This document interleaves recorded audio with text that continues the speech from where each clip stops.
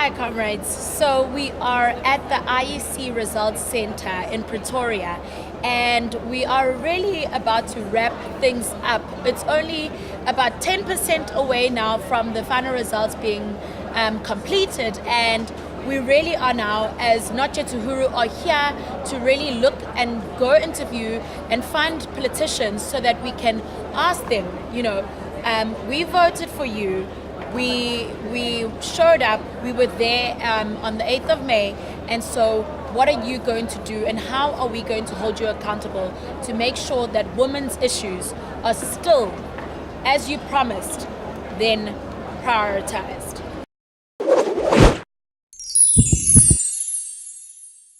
So we're still at the IEC, and our president had committed to coming at 10 o'clock in the morning, but we're still waiting for him. And there is controversy throughout the day and conversations around 35 out of the 45 parties that are contesting the election results. There's conversations around parties that went to particular stations and do not see their votes on record. There has been issues with the scanning. There has been record of repeat voters. And so we're just going to follow the politicians and ask them what are their reasons for contesting the elections and the results thereof. All we want to say is that the IEC seems to be taking into consideration only complaints that are coming only from established parties.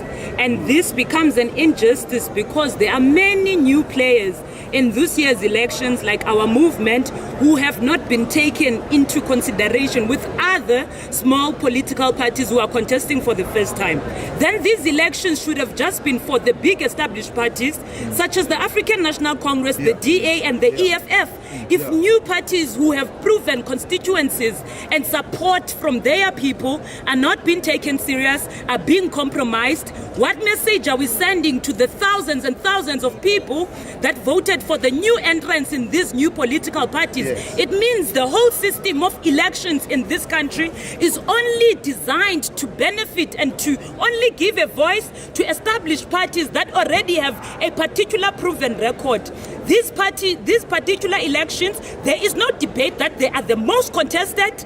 There is no debate that there is the record number of political parties.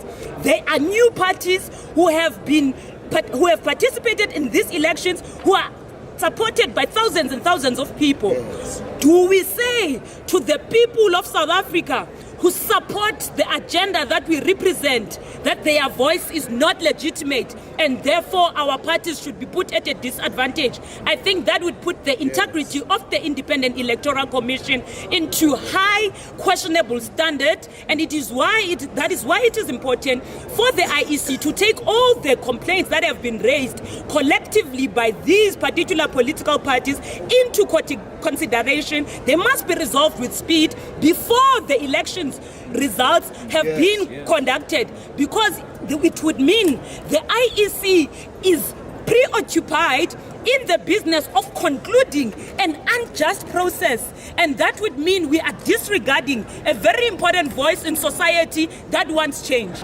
We've got several problems with the elections and the way they were run. Number one, if they knew, they should have tested the indelible ink. It's not rocket science.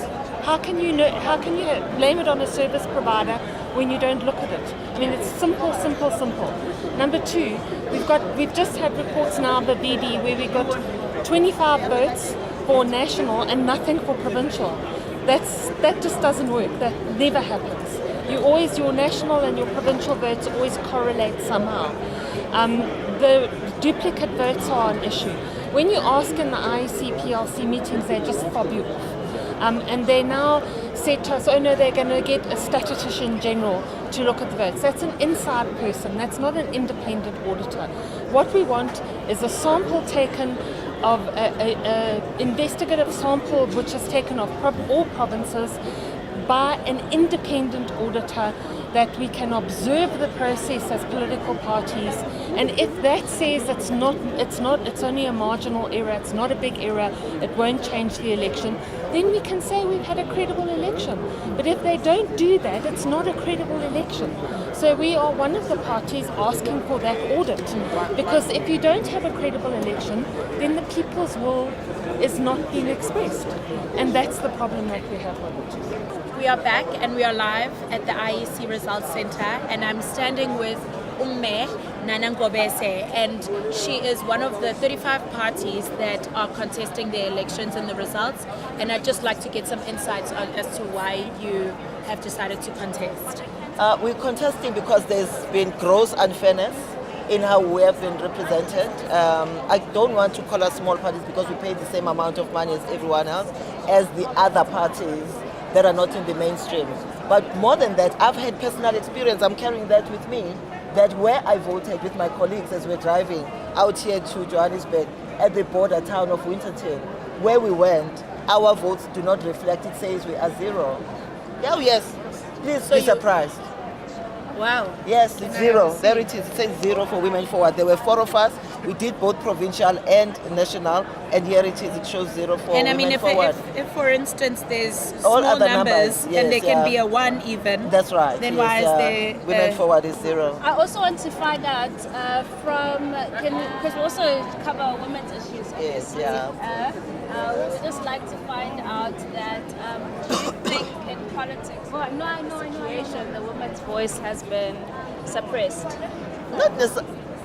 It has always been suppressed in many places, but more so in politics, where the dominant what do you call that language is about males and the male agenda, as we can actually see. I mean, look around here, and you guys are just in the minority, and it's quite a serious matter, because when the men get into the politics, they take our votes like they are taking them. They take them in our name. Yeah. They come in and say they are going to sort out all the problems. The minute they go in, the agenda changes. We would not be having poverty that we actually have that affects 67%. 67% of the people who are poor in this country are women. Understand that. I'm not talking about 67% women. I'm talking about the total population, 67 of which is actually poor women. And it's absolutely critical that women get into the politics so that they address these issues, because nobody's going to actually do that for them. And for me, where I'm actually standing here, I'm encouraging young people, particularly you girls in media, please look out for the spaces where women can come together to talk about their issues, but make sure they are mainstream.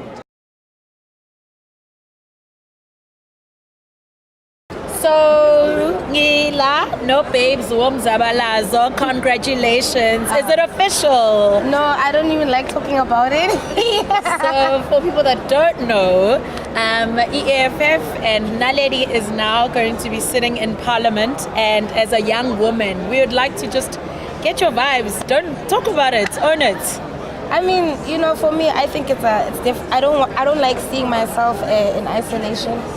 It's definitely a collective victory. It's a fees must fall victory. It's a victory for women living in rural areas and townships.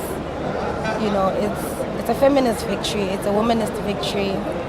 So I don't know. I just wish I could redirect from individualizing the struggle that we are part of to making it a collective thing. But we know how our politics are surrounded with idolizing people.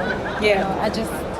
But yeah, I mean, it's a good thing, and I don't take it for granted to be part of a setting or a space where we can ensure that women's rights and voices are heard, and that their struggle is forged forth is a victory. And the fact that the EFF has opened space for not only me as a young woman, but other young women as well. More than 50% of their parliamentary list is women. It's black women.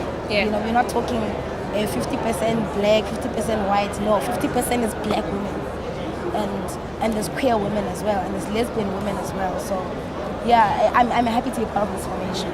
Yeah. In principle, definitely. Yes, in principle. And going forward, when as yourself, Naledi, a feminist, who can claim that, who's part of our Nacha Tuhuru platform, All right. Yeah. how do you take it forward and ensure that you hold your fellow members Yeah. accountable? No, we have an agenda, definitely, and it's a feminist agenda.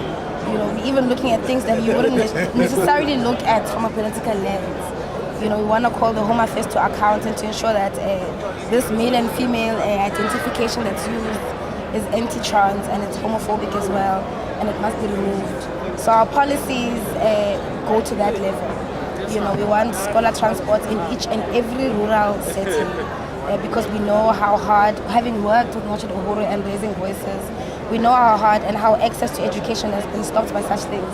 We want free sanitary towels. You know, the agenda still remains.